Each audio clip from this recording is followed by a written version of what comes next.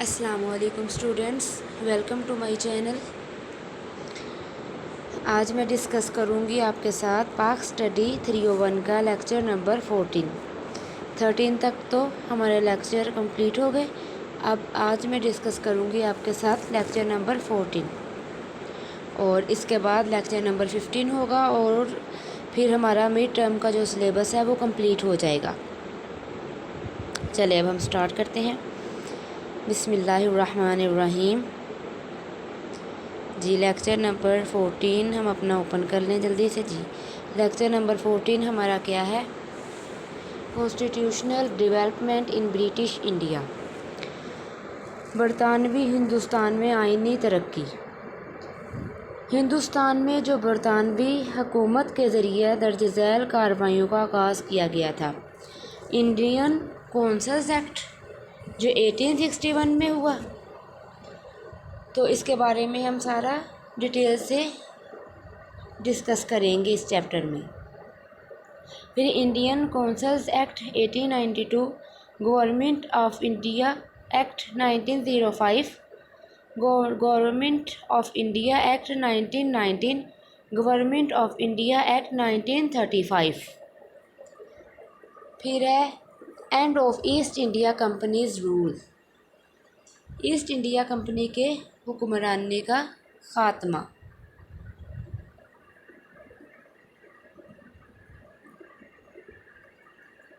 اگست 1858 کو برطانوی پارلیمنٹ نے ایسٹ انڈیا کمپنی کے ہندوستان پر مکمل طور پر قبضہ کرنے کے لیے قانون پاس کیا۔ ہندوستان کے سیکریٹری برائے عہدے کا عہدہ کابینہ کے ذریعے بنایا گیا تھا۔ پھر جو سیکریٹری برائے ریاست ہند کو ہندوستان کی حکومت اور محصولات کے بارے میں بااختیار بنایا گیا تھا۔ 1 نومبر 1858 کو ملکہ وکٹوریہ نے برطانوی ولی عہد کے ذریعہ ہندوستان پر کنٹرول سنبھالنے کے لیے ایک اعلان جاری کیا۔ لارڈ کنگ گورنر جنرل ہند کو وائسرائے کا خطاب دیا گیا۔ وہ عہدے پر رہے لیکن کمیٹی کے نمائندے کی حیثیت سے نہیں بلکہ برطانوی ولی عہد کا براہ راست نمائندہ۔ مزید یہ کہ کمپنی کی فوجیں برطانوی کنٹرول میں آ گئیں۔ نیکسٹ ہے انڈین کونسل ایکٹ 1861۔ یہ قانون ہندوستان میں برطانوی حکومت کی طرف سے پہلا قانون سازی تھا۔ اس سے قبل ایسٹ انڈیا کمپنی کے ذریعے قوانین نافذ کیے گئے تھے۔ اس ایکٹ کے مطابق ایگزیکٹو کونسل کے کسی بھی ممبر کو گورنر جنرل خصوصی کام تفویض کر سکتے ہیں۔ اہم امور پر گورنر جنرل سے تبادلہ کیا جاتا تھا۔ چلیں اب آگے آپ خود ریڈ کر لیں تو آپ کو سمجھ آ جائے گی۔ تو اب نیکسٹ ہم دیکھتے ہیں انڈین کونسل ایکٹ 1892۔ پھر اس عمل سے قانون ساز کونسل کے سائز میں اضافہ ہوا۔ سینٹرل لیجسلیٹو کونسل میں ممبرشپ بڑھا دی گئی، 10 سے 16 ممبران، صوبائی سطح پر نمائندگی بڑھا دی گئی۔ اسی طرح پھر مدراس اور بمبئی میں 8 سے 12، بنگال کو 12 سے 20 تک۔ پھر یہ مقننہ کو محدود اختیار دیے گئے۔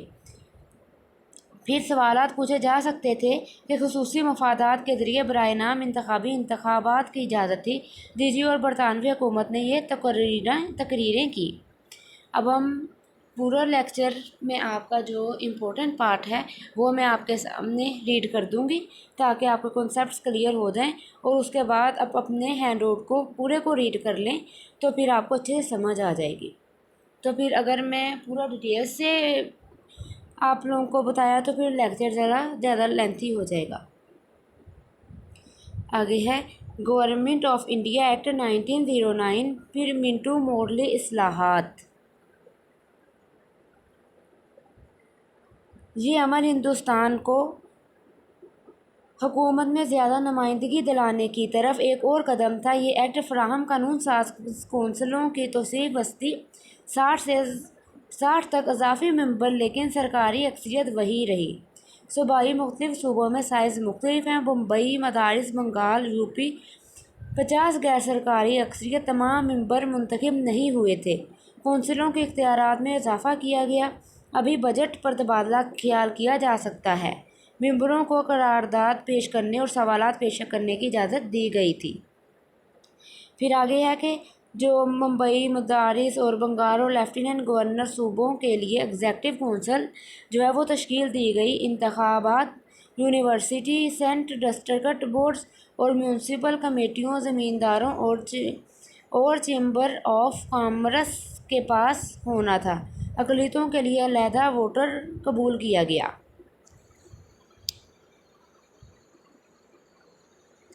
پھر ہے government of India act 1919، Montagu Chelmsford reforms. پھر ان کے درمیان ہونے والی کچھ اہم پیش رفتوں کے پس منظر میں، جیسے پہلی جنگ عظیم 1914، 1919، 1909، 1918، یہ تحریک خلافت کے دوران سیاسی سرگرمی، مسلم لیگ کے مقاصد میں تبدیلی، لکھنؤ معاہدہ 1916 وغیرہ۔ برطانوی حکومت نے اعلان کیا کہ ہندوستانیوں کو بتدریج شامل کیا جانا، حکومت کی تمام شاخوں میں کیا جائے گا، ذمہ دار حکومت کا بتدریج تعارف کرایا جائے گا، ہندوستانی فوج کو کمیشن کے عہدے دیے جائیں گے۔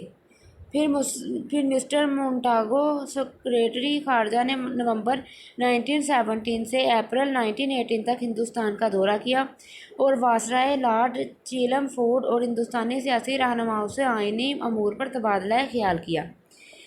پھر نتیجہ ہندوستان حکومت ایکٹ 1919 تھا۔ پھر نمایاں خصوصیات حکومت ہند ایکٹ 1919۔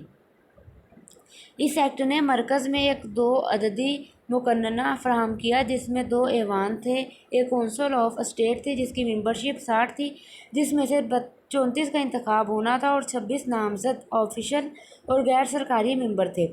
کونسل کی میعاد 5 سال مقرر کی گئی تھی۔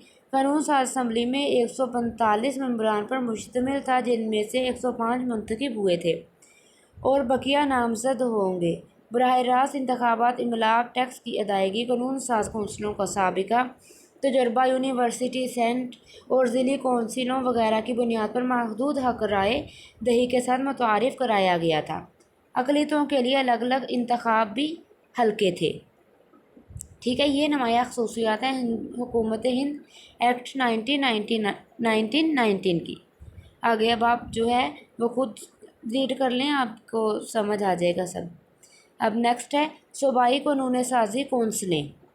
ممبرشپ پھر اور زیادہ ہو گئی، 70% منتخب ہوئے۔ ان کے پاس محدود اختیارات تھے، وہ بجٹ کو مسترد کر سکتے تھے لیکن سے اسے بحال کر سکتے ہیں۔ نیکسٹ ہے صوبوں میں جارحیت کا نظام۔ اس ایکٹ کے تحت صوبوں میں تحقیق کا نظام پیش کیا گیا۔ نئے انتظامات کے مطابق مضامین کو 2 قسموں میں تقسیم کیا گیا تھا، یعنی مضامین اور منتقلی مضامین۔ محفوظ مضامین میں عدلیہ، نہر، اراضی کے محصول، فنانس، پریس، بجلی وغیرہ شامل تھے۔ منتقلی مضامین میں مقامی حکومت شامل تھی۔ تعلیم، صحت عامہ۔ تنازعہ کی صورت میں اگر کوئی چیز مختص یا تبادلہ شدہ فریق سے تعلق رکھتی ہے تو حتمی فیصلہ کرنے کا گورنر مستحق تھا۔ پھر صوبائی سطح پر محدود ذمہ دار حکومت متعارف کرائی گئی۔ پھر نظام پیچیدہ ہو گیا، تو پھر یہ سارا پھر محکموں پر کنٹرول تھا کا، اور قانون سازوں میں انتخابی عناصر مضبوط ہو گئے۔ نیکسٹ ہے گورنمنٹ آف انڈیا ایکٹ 1935۔ یہ ہندوستان میں برطانوی حکومت کے ذریعہ پیش کیا جانے والا سب سے اہم اور جامع قانون تھا۔ اس کو آہستہ آہستہ سائمن کمیشن، گول میز کانفرنس، وائٹ پیپر 1933 اور JSSC کے ساتھ شروع کرتے ہوئے تشکیل دیا گیا تھا۔ یہ جولائی 1935 میں پارلیمنٹ کے ذریعے منظور کی گئی ایک طویل دستاویز تھی اور اگست 1935 میں اسے شاہی منظوری مل گئی۔ آگے ہے نمایاں خصوصیات۔ اس نے ایک وفاقی نظام فراہم کیا جس میں ایک مرکز، 11 گورنر صوبے، 6 چیف کمشنر صوبے اور ریاستیں جو اس میں شامل ہونے کو تیار ہیں۔ مضامین کی 3 فہرستیں ایک طاقتور مرکز کے ساتھ دی گئی وفاقی فہرست میں دفاع، ڈاک خانے، خارجہ امور، رابطہ اور مواصلات ہے۔ صوبائی فہرست میں تعلیم، پولیس، مقامی خود حکومت، انصاف، زراعت، عوامی خدمت، ماہی گیری اور جنگلات شامل تھے۔ ماہنگی کی فہرست میں فوجداری قانون، شہری شادی، طلاق، رجسٹریشن، دیوالیہ پن اور فیکٹریاں اور جانشینی شامل ہیں۔ نیکسٹ ہے مرکزی مقننہ کے 2 مکانات، 2 ہاؤسز آف سینٹرل۔ اس میں کونسل آف اسٹیٹ میں 260 ممبر شامل ہیں، جن میں سے 156 برطانوی صوبوں اور 104 ہندوستانی ریاستوں سے تھے۔ انتخابات کا طریقہ بالواسطہ تھا، فرقہ وارانہ نمائندگی بھی حاصل کی گئی۔ پھر کا وفاقی اسمبلی میں ایوان زیریں میں 375 ممبران شامل تھے، جن میں سے 250 نے برطانوی صوبوں اور 125 ہندوستانی ریاستوں سے نمائندگی کی۔ پھر ان کا انتخاب صوبائی مقننوں نے علیحدہ ووٹر کے اصول پر کیا اور پھر ریاستوں کو اپنے ممبروں کو نامزد کرنا تھا۔ پھر مقننہ کو جو محدود اختیارات دیے گئے، پھر بجٹ کا 80% ان کے ووٹوں سے بالا تر تھا۔ پھر وہ 2 فہرستوں کے لیے قانون سازی کر سکتے ہیں، لیکن برطانوی حکومت کے غور کے لیے اس بل کو مسترد یا کر سکتے ہیں۔ اس آئین نے ایک طاقتور فراہم کیا۔ ایگزیکٹو چیف کے پاس اختیارات ہیں، مشورے پر عمل کریں۔ نمبر 2، آزاد فیصلہ، ثوابدید، ہنگامی طاقتیں، آرڈیننس، صوبوں پر براہ راست حکمرانی کا اختیار۔ اب یہ آپ کو شارٹ میں بھی آ سکتا ہے کہ مرکزی مقننہ کے پاس جو ایگزیکٹو چیف کے پاس مرکزی مقننہ جو ہے اس پوائنٹ کے ایگزیکٹو چیف کے پاس جو اختیارات تھے وہ کون کون سے تھے، تو آپ یہ اپنے مائنڈ میں رکھیے گا۔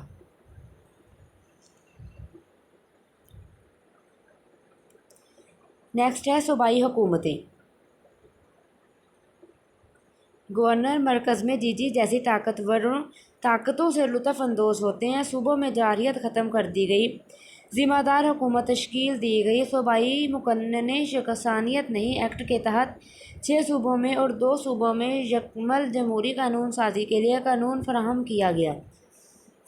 فرنچائز میں توسیع کی گئی، لیکن اس کے باوجود اراضی کی آمدنی کی بنیاد پر محدود ہے۔ پھر غیر منتقلی تعلیم، پرائمری املاک۔ پھر ایکٹ کے تحت فیڈرل کورٹ اور ہائی کورٹس تشکیل دی گئی۔ پھر برما کو ہندوستان سے الگ کیا گیا۔ پھر سندھ کو بمبئی سے الگ کیا گیا۔ پھر جو اس پہ تبصرے ہوئے، کمنٹس ہوئے، وہ کیا تھے؟ ایکٹ کا وفاقی حصہ متعارف نہیں کرایا گیا تھا۔ صوبائی حصہ جو 1937 میں متعارف کرایا گیا تھا۔ صوبائی خود مختاری فراہم کی گئی تھی۔ صوبوں میں منتخب حکومتیں تشکیل دی گئیں۔ ایک مضبوط سینٹر برقرار تھا۔ پھر اس ایکٹ نے ووٹروں کی توسیع کر دی۔ اس ایکٹ کے تحت ہندوستانی حکومت کا دفاع پر کوئی کنٹرول نہیں تھا۔ پھر ہندوستانی مقننہ اس میں ترمیم نہیں کر سکا۔ وفاقی مقننہ بالواسطہ منتخب ہوا۔ اور اب یہ آپ کا جو ہے تبصرے کون سے ہوئے صوبائی حکومتوں میں، کیا کمنٹس تھے، تو یہ آپ کا شارٹ میں بھی آ سکتا ہے کویسچن اور لانگ میں بھی آ سکتا ہے، تو آپ اس کو اچھے سے ریڈ کیجئے گا۔ اور پھر جو ہے یہ بھی آ سکتا ہے کہ end of East India company's rule جو ہے وہ ڈسکرائب کریں، تو اس کو بھی آپ اپنے مائنڈ میں رکھیں، مطلب کہ اس کے چھوٹے چھوٹے کوئی بھی پوائنٹ، کوئی ڈیفینیشنز اپنی مائنڈ میں رکھا کریں ہر کویسچن کی، تاکہ کوئی بھی آ جائے تو آپ اس کا بالکل ایک کویسچن کا جو ہے آنسر دے سکیں۔ 4 5 6 7 جتنی بھی آپ لائنوں کا سینٹینس میں بنا کے لکھ سکیں، تو آپ اتنا اپنے مائنڈ میں رکھا کریں۔ ضروری نہیں ہے کہ یہ پورا ہی آپ نے لکھنا ہے، لیکن بس جتنا آپ سے ایزیلی ہو جائے وہ آپ اتنا ضرور کیا کریں کہ آپ کا جو ہے وہ مین پوائنٹ جو ہیں وہ واضح ہونے چاہیے، کہ جس سے اچھے سے سمجھ آ جائے، چیک کرنے والے کو بھی اچھے سے سمجھ آ جائے۔ اور بس اس میں یہی ہیں زیادہ، اور آپ ہینڈ آؤٹس ریڈ کر لیا کریں۔ اس طرح جو ہے پھر وہ انسان کے اگر کوئی کویسچن بھی آ جائے پیپر میں تو پھر پتہ چل جاتا ہے کہ میں نے اس چیپٹر میں ہینڈ آؤٹ میں اس جگہ پہ اس کو ریڈ کیا ہے، تو بندہ کچھ نہ کچھ پھر لکھ سکتا ہے۔ چلیں آج کا لیکچر ہمارا یہاں پر ہی کمپلیٹ ہو گیا.